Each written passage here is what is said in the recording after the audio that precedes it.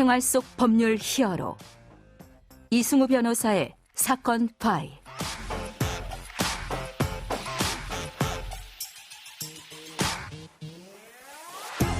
안녕하세요. 이승우 변호사입니다. 각종 사건 사고에서 여러분을 구해드리겠습니다. 오늘 열어볼 사건 파일은 이기영 연쇄 살인 사건입니다.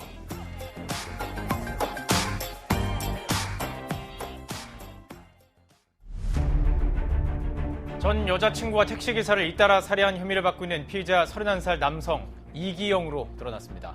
두 사건 모두 우발적인 범행이었다고 주장하고는 있지만 경찰은 계획범죄를 강하게 의심하고 있습니다. 사건 파일 오늘 주제는 연쇄살인 사건입니다. 살인범의 이름은 이기영, 동거녀와 택시기사를 살해한 혐의로 구속되었습니다. 계획적 살인범죄의 특징과 앞으로 사건 진행에 대해서 법무법인 법승 서지수 변호사와 하나씩 짚어보도록 하겠습니다. 그런데 이 사건 관련해서는 현재 이제 구속 수사 중이므로 새로운 의혹이나 사실이 계속 드러날 수 있다. 이런 점을 이제 미리 청취자분들께 양해 부탁드립니다. 안녕하세요, 변호사님. 네, 안녕하세요. 법무법인 법승 서지수 변호사입니다. 네. 자, 이 사건이 이제 우리 연말 막 맞이하고 있을 때 갑자기 이슈가 됐던 그런 사건인데요. 어떤 사건이었는지 정리를 좀 해주시죠. 네. 지난 크리스마스인 2022년 12월 25일 오전 11시 22분쯤 남자친구 아파트 옷장 안에 죽은 사람이 있다는 신고가 접수되었습니다. 네. 신고를 받고 출동한 경찰은 일산 백병원에서 다친 손을 치료받고 있던 이기영 씨를 체포하였는데요. 시신은 60대 택시기사 A씨로 밝혀졌습니다. 이 사건 관련해서 그 여자친구분이 신고를 안 했다면 미궁에 빠졌을 이제 그런 사건일 것 같은데요. 이제 계속 설명해 주시죠. 네. 12월 20일 밤 이 씨는 음주운전을 하다 A의 택시와 접촉사고를 냈고 합의금을 준다며 택시기사 A를 집으로 유인한 뒤 살해한 것입니다. 네네. 이 씨는 A의 신용카드를 사용하여 여자친구에게 가방 등을 선물하였으며 수천만 원의 대출을 받은 사실도 확인되었습니다. 자, 이 사건에 대한 수사가 진행되면서 추가 피해자에 대한 문제가 발견이 됐죠. 네, 수사가 진행되면서 이 씨가 A를 살인하고 시체를 유기한 아파트와 이 씨가 사용하던 휴대전화, 그것이 이제 이 씨의 소유가 아니라는 점이 드러났고요. 네. 그 아파트 주인 및 휴대폰 명의자가 이 씨의 전 여자친구인 50대 여성 B 씨였습니다. 이 씨는 B에 대해서는 이제 자신과 동거하다가 지난 8월에 집을 나간 이후에 행방이 묘연하다 이렇게 주장을 하였는데요. 그러나 B 씨의 휴대전화를 이 씨가 가지고 있었다는 점을 수상히 여긴 경찰의 추궁 끝에 지난달 27일 이 씨가 B 씨를 살해한 사실도 자백을 하였습니다. 자, 지금 현재까지 조사된 내용상으로 봤을 때 전 여자친구였던 B 씨에 대한 이기영의 범행 어떻게 이루어졌다라고 밝혀졌나요? 이 씨는 작년 8월경 B 씨와 생활비 때문에 다투던 중 홧김에 살해하였다고 진술하면서 집안에서 자전거 수리 중 다툼이 생겨 들고 있던 중기를 던졌는데 죽었다 이렇게 주장을 하였습니다. 네, 상해치사 주장을 하고 있군요. 네, 그렇습니다. 네네. 그러나 이 씨의 주장과는 달리 집 내부 감식 결과 벽에서도 핏자국이 발견되는 등 우연한 사고로 보기는 어려운 정황이 드러났습니다. 네.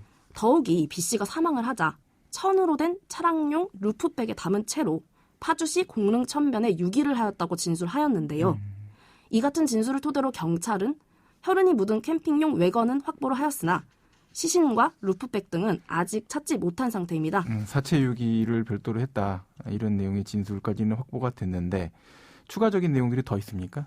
네, 그렇습니다. 이와 같이 이제 이 씨가 범행 직후에 시신을 주도 면밀하게 유기를 했으며 그 외에도 곧바로 B 씨의 신용카드까지 사용한 것이 드러났고요. 그래서 진술과는 달리 계획적 범행이 아닌가 이런 문제도 되고 있습니다. 자, 지금까지 확인된 피해자만 2명인데 뭐 내용상으로 보면 추가 피해자가 확인될 가능성도 있지 않은가 이런 생각이 듭니다. 어떻습니까? 네, 현재 지난달 29일에 경기북부 경찰청 신상정보공개심의위원회에서 이 씨에 대한 신상 공개를 결정을 하여서 이 씨의 성명과 사진을 공개를 했는데요. 그 경찰이 이 씨의 집을 수색하던 도중에 오래된 듯한 핏자국이 묻은 여행용 가방을 새로이 발견을 했고 이에 대해서 이 씨는 해당 혈흔이 B 씨의 것이라고 주장을 하고 있으나 A나 B 씨가 아닌 다른 사람의 것이라면 연쇄살인의 가능성도 있어 보입니다. 네네. 지금 이제 신상정보공개심의위원회에서 얼굴하고 이름을 공개한 이유가 단순히 이 강력범죄자이다라는 것 때문이 아니라 추가적인 피해가 있을 수도 있는 가능성을 첩보를 국민들로부터 받기 위해서 공개한 것이 아닌가 이런 생각이 좀 많이 드는데요. 변호사님 생각은 어떠신가요? 네, 아무래도 그런 부분이 있지 않을까 생각이 됩니다. 네.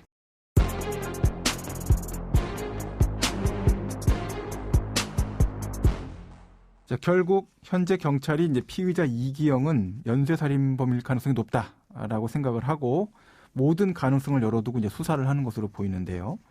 변호사님, 이 연쇄살인 가능성 어떻게 보고 계십니까? 네, 지난달 27일 경찰은 아파트 주인이었던 이 씨의 전 여자친구 B 씨뿐만 아니라 이 씨가 소지하고 있던 휴대전화 통화 내역들을 토대로 연락이 닿지 않는 사람이 많기 때문에 이제 소재를 파악 중이라고 하면서 추가 피해자 발생 가능성을 열어두고 수사 중임을 대대적으로 밝힌 바가 있습니다. 네네. 앞서 말씀드린 것처럼 그 오래된 핏자국도 발견된 사실이 있는 데다 범죄 심리학 전문가들도 이 씨가 사이코패스일 개연성이 굉장히 높다고 하면서 추가 피해자가 있으리란 예상이 힘을 실어주고 있는데요.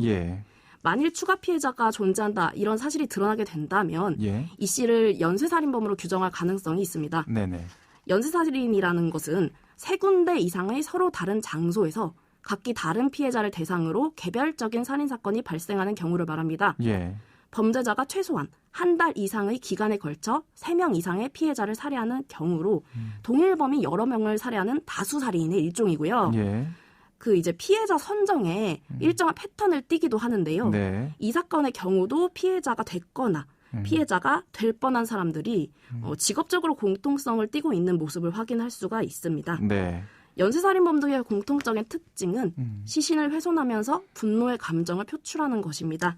이번 사건에서도 전 연인이었던 피해자 B 씨의 시신을 파주 공릉청에 유기했는데요.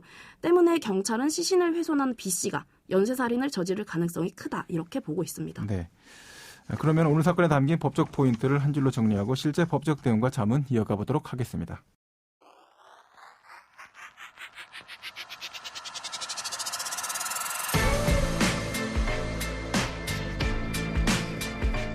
이럴 땐 법대로.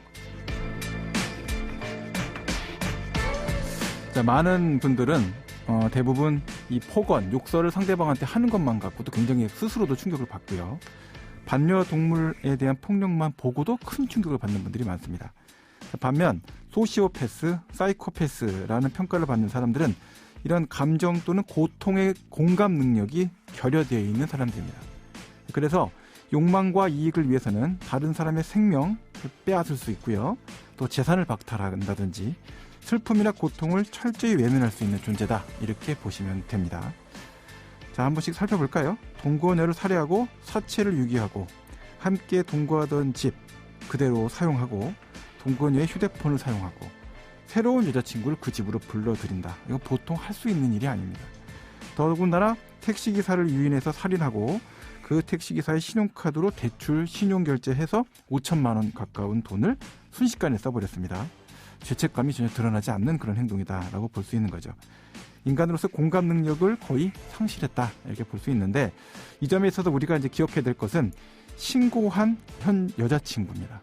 피해자로서 절대로 피해를 입지 않도록 국가 사법 시스템을 가지고 충분히 양형상의 고려를 하고 신고인에 대한 이 신분이 완전히 노출된 상태이기 때문에 사실 구치소 안에서 이 사실을 곱씹고 있을 수도 있거든요. 이런 점들을 각별히 우리가 배려해줘야 된다라는 생각이 듭니다. 자, 이 점에 있어서 변호사님, 앞으로 이제 이 피의자 이기영에 대한 처벌 어떻게 예상할 수 있을까요? 네, 경찰은 현재 이 씨를 살인 및 시체 은닉, 증거인멸, 도로교통법 위반 등의 혐의로 구속을 하였습니다. 살인죄의 경우 사형, 무기 또는 5년 이상의 징역형, 시체 은닉죄의 경우 7년 이하의 징역형 등에 해당하는데요. 피해자의 수, 살인의 동기, 즉 우발적 살인인지 계획적 살인인지도 형량에 영향을 줄 것으로 보입니다. 네네. 또한 아까 말씀해 주신 것처럼 범죄 신고인이 현재 특정되어 있어 예. 2차 피해 우려가 있다는 점도 양형에 고려되어야 한다고 사료가 됩니다. 네네. 더욱이 앞서 살펴본 것과 같이 만일 이 씨가 3명 이상을 살해하여 연쇄살인범이라고 볼 수 있고 극단적 인명 경시에 의한 즉 쾌락에 의한 살인이었다면 무기징역 이상의 처벌도 예상 가능합니다. 예, 지금까지 서지수 변호사와 함께했습니다. 오늘 말씀 고맙습니다. 네, 감사합니다. 생활 속 법률 히어로 이승우 변호사였습니다. 내일도 사건에서 여러분들을 구해드릴 사건 파일 함께 열겠습니다.